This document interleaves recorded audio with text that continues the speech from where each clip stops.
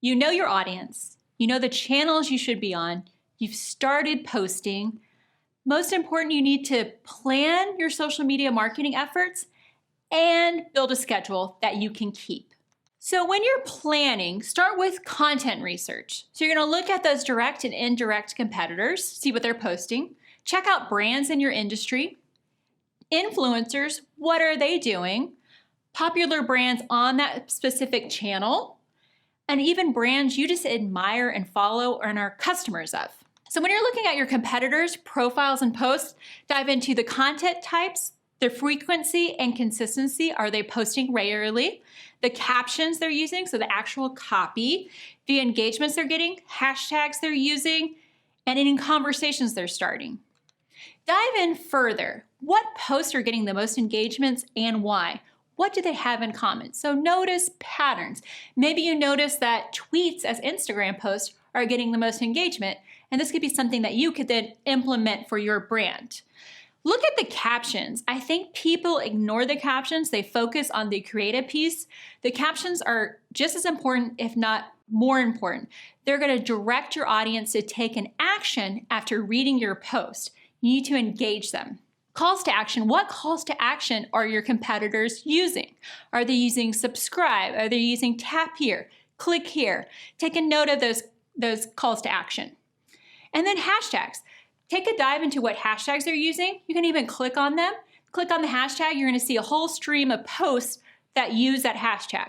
What you're looking for is, are the posts relevant or are they spam? And you can start building out your hashtag list. And overall, just take a look at the post types they're making and decide, could these actually work for my brand? You want to do additional research, so don't stop at your competitors when it comes to your content. Look at brands that your audience would most likely follow. What are they doing? For instance, we would look at Entrepreneur Magazine and see what they're doing on Instagram, on Twitter, on Facebook. Look at brands you like and respect, even if they're not in your industry. This is going to spur your creativity.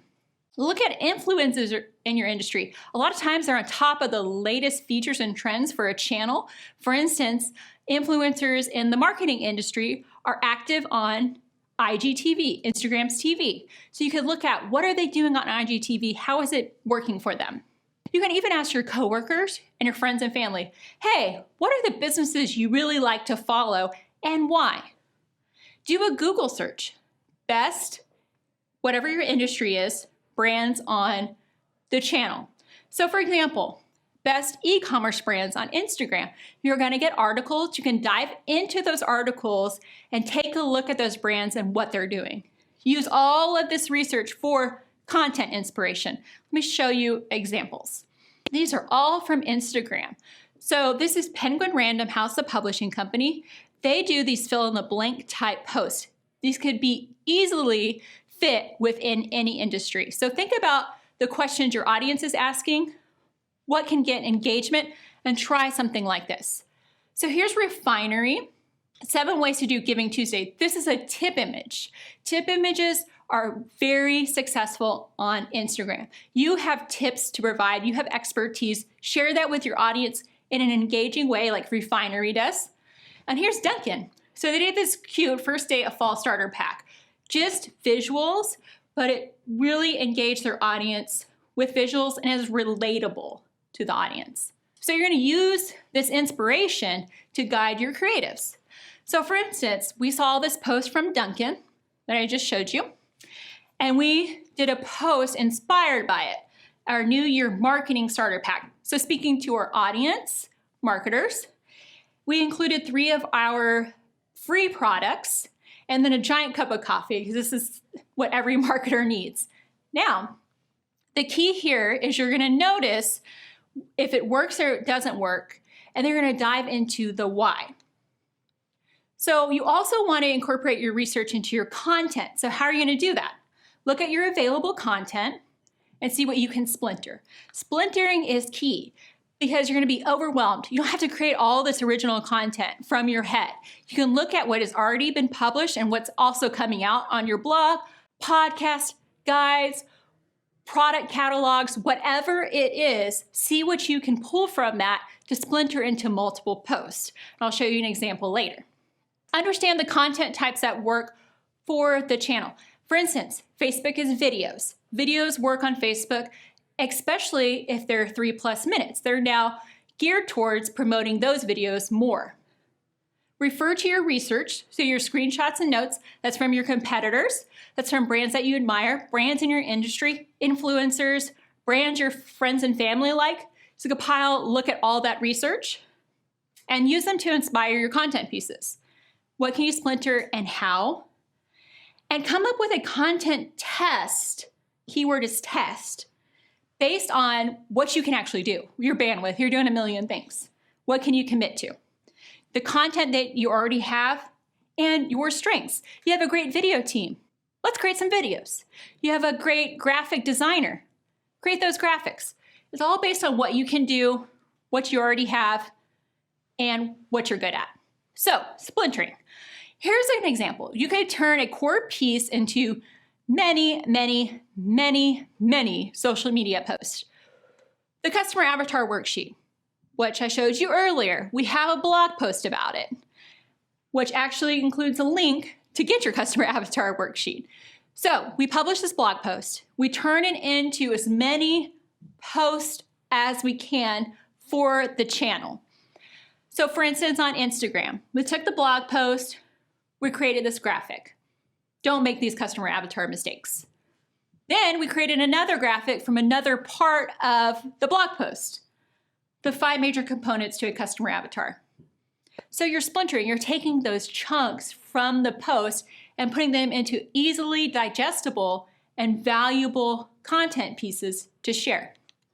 Then on Facebook, we've tested doing kind of longer form captions and actually put the actual example worksheet. And this really worked to drive traffic and engagement. So that's an easy way. You have the core content piece, that worksheet.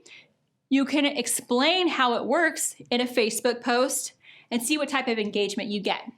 And then you can even do a story. So this particular story was on Instagram and it had the call to action to download. And then they would swipe up and then it'd be taken to that blog post. So the key here is pulling out those chunks. You can pull out tips. You can pull out quotes, you can create videos, you can do a bunch of stuff with splintering. And another key is don't stop just with one story. So you have posted this story, you can create another image for another story that still drives the traffic. You can add Instagram stickers to your stories. Just think of ways that you can continue to post that same content in different ways.